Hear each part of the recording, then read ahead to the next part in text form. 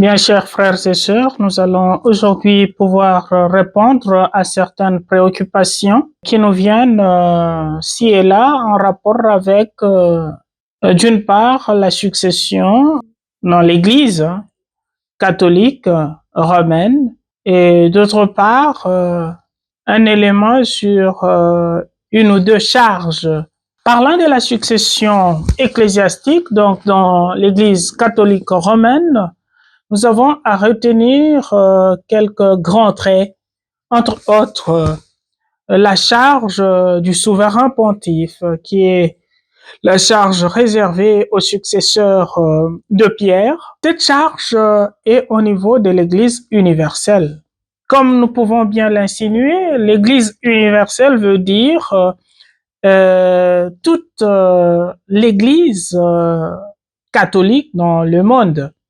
Et c'est pourquoi on dit universel. Ce qui est universel n'est pas particulier. Alors, c'est ainsi que nous avons la charge réservée au souverain pontife, qui est la charge universelle, et aussi nous avons l'Église particulière sous la gestion de conférences épiscopales, et sans oublier la gestion de conférences provinciales et nationales. Ces deux aspects-là, et nous allons descendre jusqu'au niveau de l'Église particulière, donc le diocèse. Voilà en quelque sorte les éléments essentiels qui font les contours de la succession ou la charge ou encore la présentation globale de l'Église catholique romaine. Que dire alors du souverain pontife, le pape? Aujourd'hui, nous parlons du pape Léon XIV, et alors, c'est les successeurs de Saint-Pierre, donc il prend la chair de Saint-Pierre depuis les origines jusqu'à maintenant. Bien que lui est venu après son prédécesseur immédiat que nous connaissons, le pape François, qui lui a succédé au pape Benoît XVI, qui a succédé au pape Jean-Paul II, ainsi de suite. Nous pouvons remonter jusqu'à arriver au premier, qui est Saint-Pierre. Mais alors, que dire de la conférence épiscopale au niveau national? Il y a plusieurs, selon les pays, de conférences épiscopales nationales. Ici, chez nous, nous parlons de la Synco, qui est une illustration de cette idée. Et donc, la Synco, c'est l'ensemble des évêques, la réunion de tous les évêques du pays, donc de notre République démocratique du Congo. Et ensemble, ils forment la conférence nationale, la conférence épiscopale nationale, et donc du Congo. Et comme nous pouvons bien l'insinuer aujourd'hui, il y a un président que nous connaissons bien, son Excellence Monseigneur l'archevêque métropolitain de Lubumbashi, qui est président de la Synco. Et de là, nous allons redescendre au niveau des assemblées épiscopales, c'est-à-dire des provinces. Nous avons autant de provinces ecclésiastiques. Et là, chaque province ecclésiastique constitue une assemblée épiscopale. Alors, pour notre cas, nous avons la province ecclésiastique de Lubumbashi, qui réunit 8 diocèses. Pourquoi parlons-nous du métropolitain? Donc, l'archevêque de Lubumbashi est métropolitain dans le sens où il réside dans la métropole. Donc, qui est vraiment la rencontre presque de tous les diocèses constitués par une ville qui soit la métropole pour la métropole pour la province. Chaque diocèse est structuré Et le diocèse de Lubumbashi, qui est le nôtre, a sa structuration, c'est-à-dire il est plutôt structuré en secteurs. Les secteurs sont subdivisés en doyennés et les doyennés sont à leur tour subdivisés en paroisses. On peut dire alors des charges dans un diocèse. Parlons concrètement de l'archidiocèse de Lubumbashi. Le principe, c'est que dans chaque diocèse, il y a l'ordinaire du lieu. Et l'ordinaire du lieu, c'est-à-dire l'évêque diocésain. Monseigneur, pour notre cas, son Excellence Monseigneur l'archevêque Fulgence Muteba Mugalu. C'est lui l'ordinaire du lieu. C'est l'évêque diocésain. Et en tant qu'évêque diocésain, il a son conseil, son presbytérium, et ça forme une équipe assez costaud pour la pastorale, pour sa pastorale. Et donc, tous les autres participent à la pastorale de l'évêque diocésain. Alors, dans la structuration d'une église particulière, il y a des principes juridiques, donc canoniques, qui fait de telle sorte qu'il y a des charges qui sont des rigueurs. Nous avons la charge, par exemple, des vicaires généraux, la charge de la chancellerie et d'autres fonctions. Mais il se fait que dans un diocèse, qu'on puisse trouver d'autres nominations ou dénominations. C'est entre autres le cas des évêques auxiliaires. Comme le dit tout court dans le principe, c'est que ce sont les aides à l'évêque diocésain, bien que nous soyons tous participants à l'œuvre pastorale de l'évêque diocésain, mais il y a des degrés. Il y a ceux qui participent directement à la charge, il y a d'autres qui participent un peu de façon régulée, un peu à un niveau un peu moins. Nous avons les vicaires généraux. D'ailleurs, les vicaires généraux et épiscopaux, ce sont des charges au nom de l'évêque diocésain. Donc, pour dire que ce que les vicaires généraux, en principe, déclarent vient automatiquement de la charge épiscopale de l'évêque diocésain. Ce qui stipule que il n'y a pas de contradiction entre l'évêque diocésain et les vicaires généraux. Nous pouvons parler même des vicaires épiscopaux, tout comme avec les curés et les autres. Parce que nous tous, nous participons à la charge de l'évêque. Comme il ne doit pas être partout, alors il nous donne. Mais il y a des pouvoirs qui se limitent, qui sont limités sur la circonscription. Les curés, son pouvoir se limite sur la circonscription paroissiale.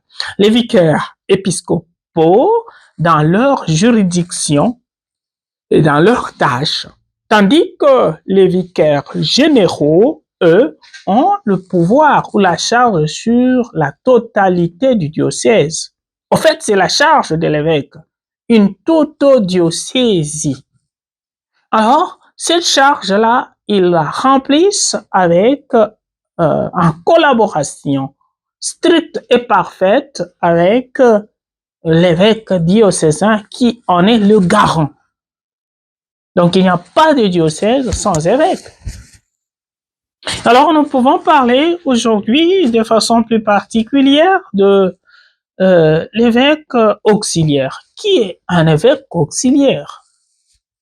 Que pouvons-nous dire de l'évêque auxiliaire par exemple, du chapelain de sa sainteté, le pape? D'abord, qu'on définisse une chose. Le chapelain de sa sainteté, le pape, s'appelle aussi monseigneur, mais on ne l'appelle pas évêque. Il est monseigneur, il a les titres honorifiques. Le chapelain, sa sainteté, le pape. Au Congo, nous n'en avons pas assez. Comme partout ailleurs, ils ne sont pas nombreux. Ici, au Congo, nous connaissons tous Monseigneur Donatien Cholet, qui est le chapelain de sa sainteté, le pape. Ici, chez nous, nous avions à l'époque Monseigneur Ngoya. Alors, qui n'avaient pas, ou qui n'ont pas tous, les chapelains n'ont pas les titres d'évêque. Mais il y a, par exemple, l'évêque coadjuteur, l'évêque auxiliaire. Ceux deux ont la charge, ont les titres d'évêque. Ils sont vêtus d'épiscopat, de l'épiscopat.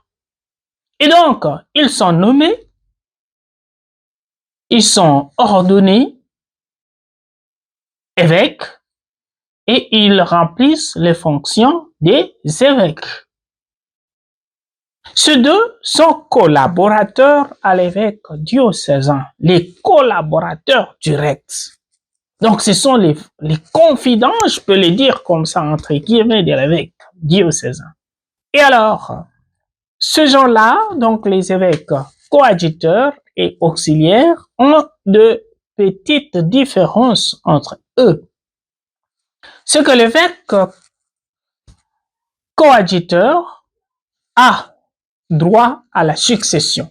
Donc, dès qu'une personne est nommée évêque coadjuteur, nous en avons eu dans notre archidiocèse de Lubumbashi, Monseigneur Jean-Pierre Tafunga de Résus-Mémoire, qui a été évêque coadjuteur aux côtés de Monseigneur Floribert Songa. Celui-là était coadjuteur. Et un évêque coadjuteur a droit à la succession. Donc, il est là, il sait que c'est moi le futur évêque après mon prédécesseur immédiat avec qui je collabore. Tandis que l'évêque auxiliaire, il est évêque. Comme l'évêque coadjuteur, ils ont le pouvoir de poser tout acte de façon idoine, lucide. Les ordinations, ils peuvent ordonner. Donc, ils sont évêques. Parce que ordonné évêque. L'évêque auxiliaire a le siège d'une église particulière tombée entre les mains des infidèles, comme on peut le dire. Par exemple, nous avons à Rome une liste de diocèses qui n'existe plus de façon concrète parce que, arrivé à un certain moment, une autre religion, entre guillemets, a attaqué la contrée et on a décimé tous les prêtres, les chrétiens, alors que c'était déjà un diocèse. C'est resté sur la liste comme diocèse. Alors, les évêques auxiliaires ont leur siège souvent dans des diocèses fictifs, comme on le dit. Ce sont des diocèses fictifs qui, au fait, existent de par leur nom, mais de façon concrète, ça n'existe pas. C'est pour la pérennisation de la succession de l'Église. Alors, il reste là, avec cette charge, parce que l'évêque doit avoir au moins une possession canonique, non? Voilà. Et alors, l'évêque auxiliaire est là, en principe, comme aide à l'évêque diocésain. Donc, il peut ordonner, il peut confirmer, d'ailleurs, il peut, donc, tout avec passion et abnégation, mais toujours en collaboration avec l'évêque diocésain, parce qu'il est dit qu'il est aide. Il est l'aide de l'évêque diocésain. Voilà, c'est en quelque sorte cela que nous pouvons retenir de façon plus brève, parce que aussi l'évêque auxiliaire peut recevoir des charges. Par exemple, comme on peut le retenir, les vicaires généraux ayant les titres d'évêque. il peut prendre une fonction dans l'Église selon la souplesse pastorale ou même la ligne pastorale de l'évêque diocésain. Il détermine que tel évêque auxiliaire a cette charge, peut être en même temps vicaire général dans tel ou tel autre domaine. Ici, je veux lire une note dans mes anciennes réflexions. Des vicaires généraux ayant le titre d'évêque. Il sied de rappeler avant tout que sont aussi revêtus du caractère épiscopal, comme je l'ai dit, l'évêque titulaire, l'évêque auxiliaire et l'évêque coadjuteur. À ces derniers est confiée la charge du vicaire général toutes les fois où les circonstances l'exigent. On dit bien, c'est bien déterminé et c'est le canon qui le dit. Toutes les fois où les circonstances l'exigent. Les coadjuteurs, les auxiliaires peuvent assumer la charge des vicaires généraux toutes les fois que les circonstances l'exigent.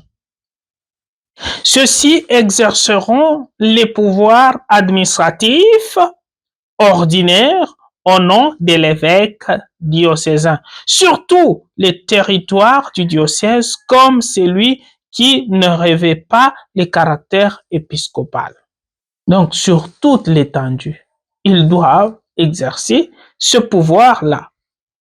Cependant, le pouvoir du vicaire général revêtant le caractère épiscopal, donc à l'exemple d'un évêque auxiliaire qui est en même temps vicaire général, continue même après la vacance du siège épiscopal. Voilà. Ici, c'est une précision. Nous pouvons lire ça au canon 409 du Code du droit canonique de 1983. Donc, les pouvoirs de celui-ci, donc du vicaire général revêtant les caractères épiscopal continuent même après les vacances du siège épiscopal. La vacance du siège épiscopal s'étend de deux façons, par renonciation ou démission, ou encore par décès. Et alors, quand c'est vide, les autres, les vicaires généraux, comme ce sont les vicaires généraux et vicaires épiscopaux, comme ce sont des charges liées à l'évêque, dès que l'évêque n'est plus là, leur charge s'arrête avec la fonction de l'évêque à qui ils sont attachés. Tandis que les vicaires généraux revêtant les caractères épiscopal, nous parlons ici de ceux qui sont évêques, donc coadjuteurs et auxiliaires, leur tâche continue même après cette vacance de la charge. Voilà. Il convient de rappeler que déjà le Concile Vatican II, dans son décret sur la charge des évêques, prescrivait ceci à retenir: à moins qu'il n'en ait été décidé autrement par l'autorité compétente, le pouvoir et faculté dont les évêques auxiliaires ont été munis par le droit n'expirent pas avec la charge de l'évêque diocésain. Et là, nous pouvons lire Vatican II, décret sur la charge pastorale des évêques, Christus Dominus, au numéro 26, paragraphe 3. Ici, on intensifie, on explicite comment le pouvoir et faculté dont les évêques auxiliaires ont été munis par le droit n'expire pas avec la charge de l'évêque diocésain. Voilà, vous comprenez la différence. Donc, leur pouvoir continue. Il est conseillé que lorsque dans un diocèse est nommé un évêque coadjuteur, je parle du coadjuteur comme c'était le cas de Monseigneur Jean-Pierre Tafunga, l'évêque diocésain automatiquement doit lui confier l'office de vicaire général ou au moins de vicaire épiscopal. Il est conseillé, c'est un conseil, mais l'évêque peut penser autrement, l'évêque diocésain, car il doit déjà s'imprégner de la gestion de l'Église particulière de laquelle il est futur pasteur, sauf autre disposition contraire, Voilà pourquoi je disais la souplesse de l'évêque. Donc ça, ce sont les normes et que les dispositions contraires, c'est-à-dire qu'on laisse la marge parce qu'il y a d'autres charges qui puissent être comblées dans ce sens-là. Cela explique une franche collaboration entre l'évêque diocésain et l'évêque coadjuteur. Pour cela, le concile renchérit. C'est le concile Vatican II qui renchérit ce que je voulais dire ici. Pour que le bien présent et futur du diocèse soit assuré, l'évêque diocésain et l'évêque coadjuteur ne manqueront pas de se consulter mutuellement dans les questions plus importantes. Là, nous répondons à la question sur les évêques coadjuteurs. Mais cette même disposition va dans tous les sens. Moi, prêtre, pour toute chose, je dois quand même savoir quelle est la position de l'évêque. Et l'évêque doit apprendre de moi ce que j'ai fait au travers les vicariats forains aussi et d'autres structures. Donc ici, on veut nous dire plus, nous inviter plus à la référence. L'Église catholique, vous savez, est une Église référentielle. Donc, chacun doit comprendre ce qu'il doit faire, quelle est sa mission, et toujours en référence avec l'esprit pastoral de l'évêque diocésain. Par ailleurs, peut-on concevoir la nomination d'un vicaire général honoraire par manière de distinction purement honorifique? Il ne le semble pas parce que ces titres se réduiraient à une simple appellation sans aucun droit ni pouvoir et que les titulaires recevraient comme perpétuel le nom d'un office qui n'est pas stable de sa nature. Ici, on dit ce que j'ai déjà dit avant, c'est dire qu'il y a des titres, il y a des charges qui vont ensemble avec l'attachement, monseigneur, à l'évêque diocésain. Et dès qu'il n'est plus là, dès qu'il a changé, donc ces charges-là sont orientées autrement. Donc, il y a des charges qui sont liées à la charge de l'évêque diocésain.